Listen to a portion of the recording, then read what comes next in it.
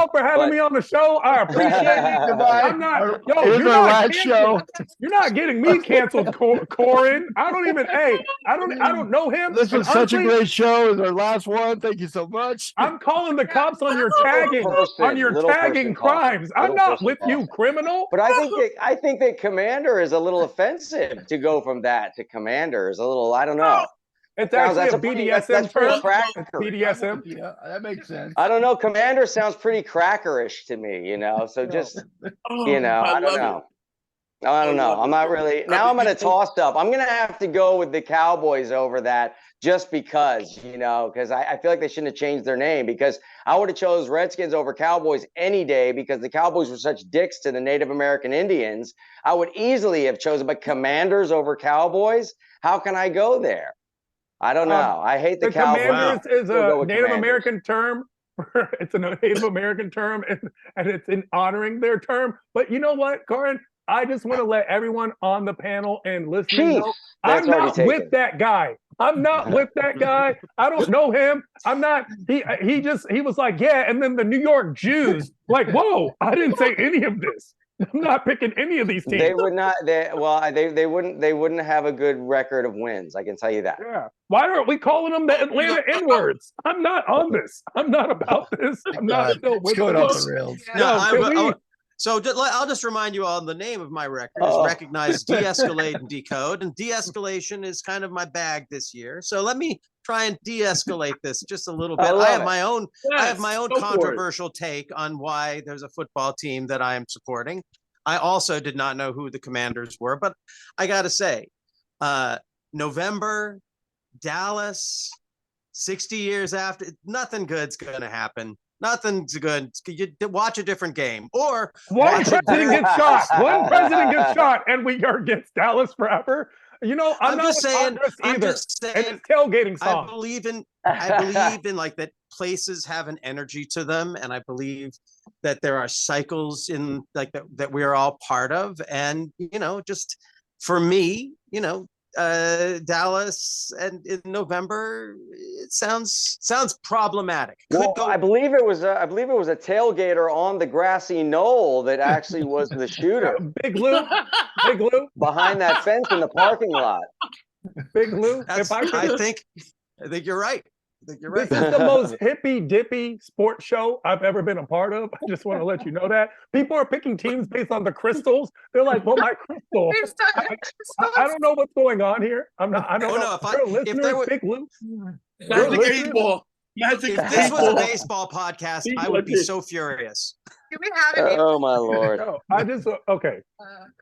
Is it my turn to pick yet? Am I picking? Yeah, let's bring in an actually thoughtful, educated person on this topic. It's not that. Honestly, we have a listen. Chill on this. Arwen's found a magic 8 ball. So after Tehran gives us his piece of who he's taking, the Cowboys or the Commanders, we're gonna go to the magic 8 ball and see what the magic 8 ball has to say. You know who I feel like right now? I feel like, remember the guy from The Princess Bride who kept saying inconceivable? I'm the inconceivable guy right now. Like the genius guy who's like, why is this happening right now? Like this is inconceivable. So here's the thing. The Cowboys are clearly they're the favorites. They are by all accounts, they should be the team, even though I don't have as much faith in Dak Prescott as his team owners and the league does, because he's only good when he's winning and he doesn't really come through when he's not. That's one of the things I loved about Tom Brady is Tom Brady as the greatest of all time. It's not because he was the greatest actual skilled quarterback. It's because he was able to make split-second decisions and come back. He was the comeback kid. And if you don't believe me, just watch that drive in Atlanta, and you will never, ever, ever doubt him again. However, in this situation, the Commanders, you keep saying, Big Lou, you keep saying it's any given Sunday. This is on a Thursday. So, on Thursdays. Well, but no, I understand. Right. I understand. Anything can happen in an NFL matchup on any given day. Let me say it that way. I'm not Corin here. I get what you're saying. I think that's funny that you bring it up. But on this Thursday, if anyone could beat the Cowboys on a Thanksgiving game, it is actually historically the Commanders. Not the Commanders by name, but the Commanders in spirit. They have a new spirit. They have a new owner. They have a new quarterback going in. They have a lot of new components. And even the games that they have lost, they've honestly lost by simple mistakes and not big mistakes. So if they play a really good game, they can actually beat the Prescott Cowboys, especially if they go up early, which is what their MO has been. So I'm going to go against the tide and just take the Commanders, even though it's not based on their 4-7 records versus the 7-3 Cowboys. It's based on the fact that it is any given Thursday in this case.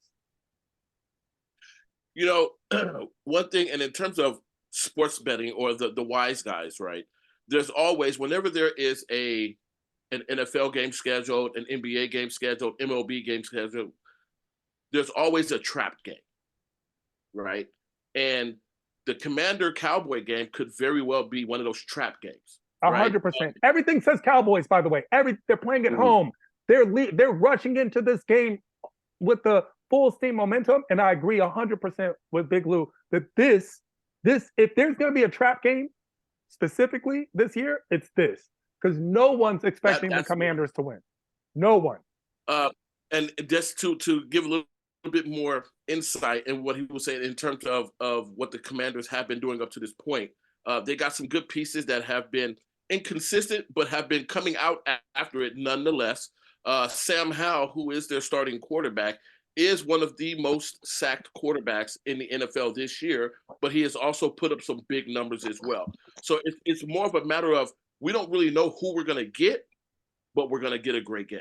That I can assure you guys. So be sure to tune in for our Thanksgiving Day football schedule. It's going to be amazing. And another quick thing, and by the way, I'm actually from DC, but another quick thing is the Commanders have been putting up numbers.